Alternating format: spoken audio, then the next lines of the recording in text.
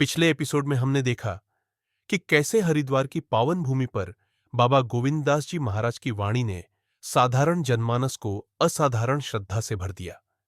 कैसे ग्राम हमीदपुर के दो साधारण व्यापारी जीता और सीता बाबा की वाणी से इतने प्रभावित हुए कि उन्होंने बाबा से अपने गांव पधारने की विनती की।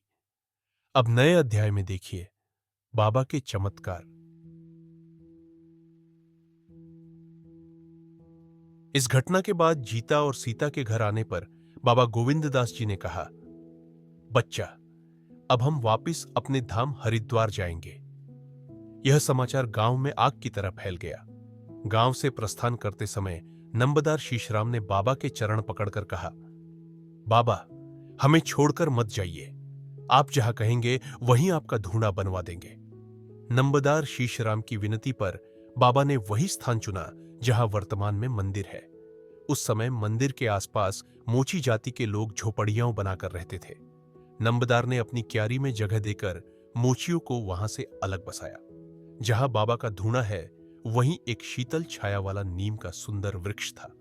इसके बाद गांव वालों ने निश्चय किया, हर किसान अपनी फसल से बाबा को 5 किलो अनाज देगा।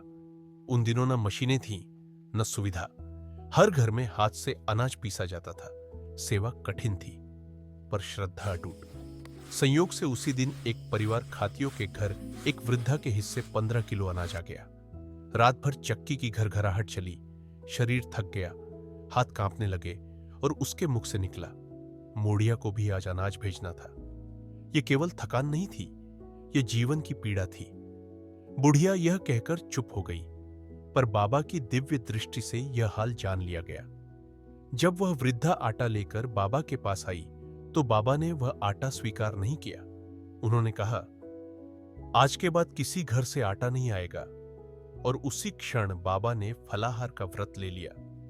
यह त्याग उपदेश नहीं था, यह आचरण था। बाबा गोविंददास जी का तप तेज सभी व्यक्ति नहीं देख पाते थे, क्योंकि वे साधारण जीवन व्यतीत करते थे। समय पड़ने पर ही अपने चमत्कार दिखाया करते थे। उन्होंने काम, क्रोध, लोभ, मोह आदि इंद्रिय विषयों का त्याग कर ब्रह्म का साक्षात्कार किया था।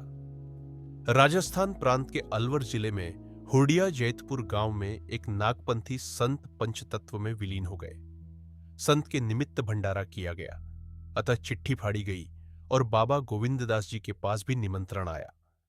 निमंत्रण पाकर बाबा डालू जाट को साथ लेकर भंडारे में शामिल हुए। भंडारे में भोजन का कार्य लगभग समाप्त हो चुका था कि भगवान की प्रेरणा से एक छोटी सी बादली उठी और देखते ही देखते भयंकर ओलावृष्टि होने लगी। ओलों की वर्षा तेज होती जा रही थी। लोग इधर उधर भागने लगे। भय का वातावरण फैल चुका था।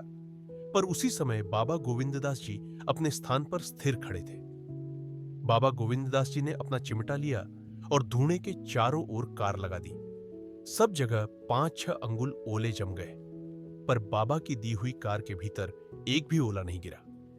ओला वृष्टि के बाद हुडिया जैतपुर वाले संत ने अपने शिष्य से कहा, जाकर देखो बाहर कोई बाबा है भी या सभी चले गए। शिष्य ने लौटकर बताया, बाहर केवल हमीदपुर से आए एक संत श्री श्री 1008 बाबा गोविंददास जी ही आसन पर विराजमान है, बाकी सभी चले गए। यह सुनकर महंत जी ने हाथी मंगवाया और बाबा को लिवाने के लिए चल पड़े। पर इससे पहले ही बाबा गोविंददास जी डालू जाट के साथ वहां से प्रस्थान कर चुके थे। महंत जी हाथी को लेकर निराश लौट आए। भंडारे में कार्य शेष था, इसलिए भेंट नहीं हो सकी। रास्ते में डालू जाट ने कहा, बाबा जी, आपने तो लड्डू भी नहीं खाने दिए, बीच में ही चले आए। तब बाबा ने अपनी माया से डालू जाट को लड्डू खिलाए। ग्राम हमीदपुर पहुंचकर जब डालू जाट ने यह बात कही तो लोगों ने विश्वास नहीं किया। उन्होंने कहा, तू झूठ बोलता है, बाबा तो यहीं थे, कहीं नहीं गए। डालू जाट ने बाबा से पूछा, क्या आपने ओले नहीं रोके? क्या आपने मुझे लड्डू नहीं खिलाए? तब बाबा ने कहा, बच्चा, तुम दोनों अपनी अपनी जगह ठीक हो। अब अधिक सोच विचार मत करो और घर जाकर भगवान का भजन करो।